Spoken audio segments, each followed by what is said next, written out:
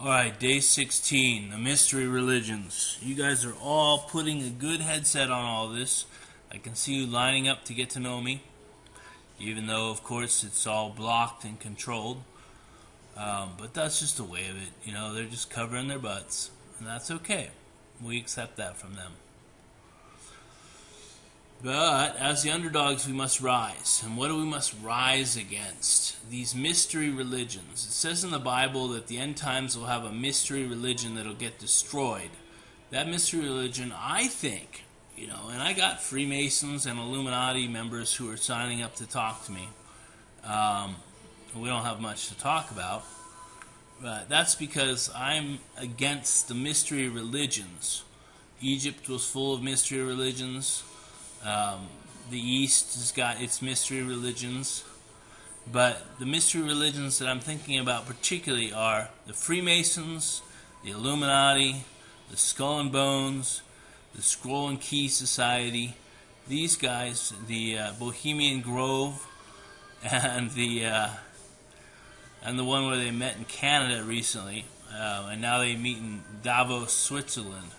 Those guys are nefarious. They are Luciferians.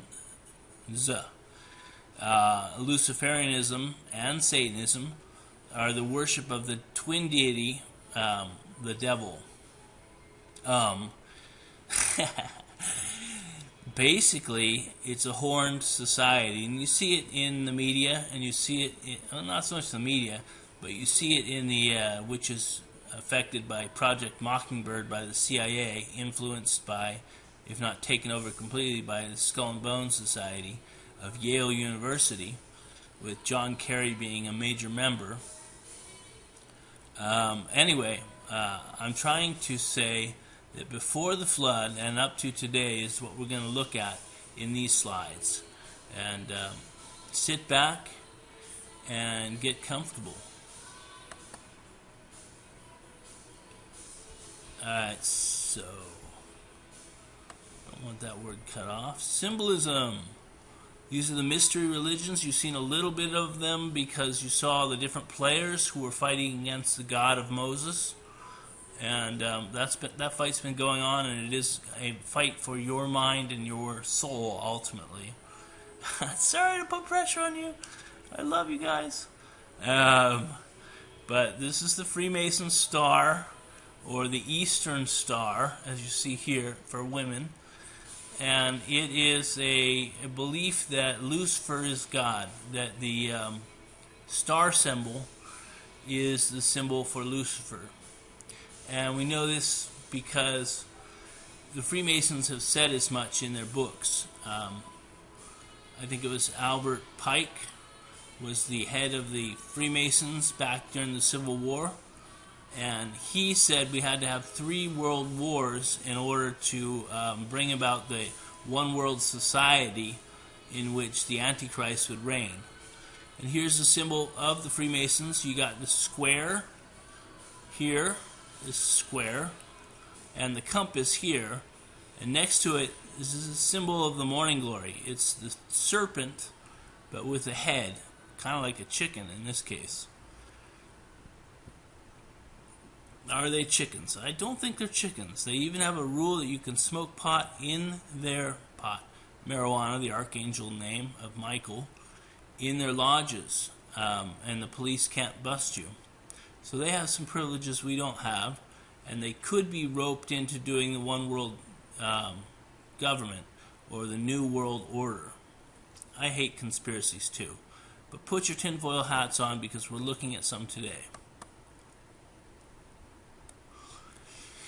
In the traditions of the mystery view, there are a couple things that are off scripturally. One is the a lot, but we're just going to deal with 2. One is the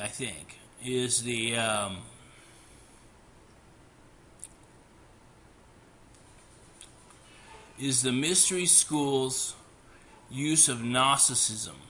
So Gnosticism is part of Gnosis. Gnosis is basically becoming God, or becoming a God. So here you see Washington. This is in the Washington Monument, the government house. And you see George Washington with his hand raised. and he is becoming a god. He's going through gnosis or Gnosticism to become a god. So this is the belief that these guys are going to become gods. That's a silly idea, but they think it's better than nothing, and they're going with it. The mystery schools is, again, the idea that Eve became enlightened after eating from the Manna Muscaria, and that she was the goddess Athena, the goddess of war and wisdom. And these are some symbols of Lucifer, the unicorn. I know, ladies, I hate it too. But technically that represents the unicorn or corn of oneness, the morning glory seed, and this is the goat of Baphomet. And you can see, if you look at him here, he's got the torch of reason above his head, and then he's got the caduceus in his chest, which I'm illuminating, and then he's got the torch is actually the morning glory seed. So the goat and the unicorn are two of Lucifer's names. The science behind psychedelics. I've already told you a little bit about this. This is the basic cash chemistry and credit card chemistry. Lucifer's name and LSD are both credit card chemistries. They go into your system, and with the skeleton key they unlock the serotonin from your Raphi nuclei, and the largest storage tank of serotonin in the body, in the brain, is right located near the Raphi nuclei, and this passes serotonin to the third eye, and the third eye then releases DMT. So dimethyltryptamine comes out of your system when you're on an LSD trip, but it's credit carding you, it's using you. Whereas with psilocybin, it's a cash chemistry. It affects the king neurotransmitter, and it is its own DMT. It's an orally active DMT. There's a lot more here if you do buy the book, which isn't on the market yet. And we won't dive into this detail. Or the excitotoxins is useful to know about. Just as Apollyon is the name of the deity behind LSD, and Lucifer is the name behind the morning glory, so too the excitotoxins. These are toxins particularly in corn and sugar. The raw sugar and the corn, both, and nuts, all have an excitotoxin, which is a fungus that secretes a toxin to protect itself. And that toxin is a glutamate-like receptor, which allows your body to put out a whole bunch of neurotransmitter. Glutamate is the most stimulating neurotransmitter on the market internally. And when you get these excitotoxins, it causes you to burn out. It causes you to use up your serotonin and your other transmitters and feel just burned out and low.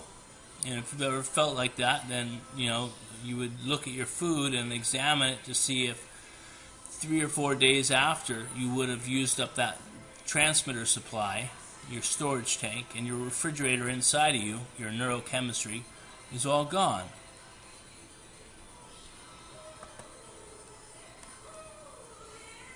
Alright, these are the different camps. The entheogen camp, the idea that these are entheogens is the idea that they bring up God within.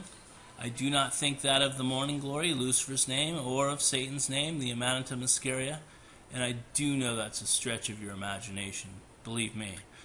But I kind of prefer the psychedelic camp of people who believe that they're psychedelic or psyche invoking. Psyche is kind of like your soul, invoking medicines or your mind.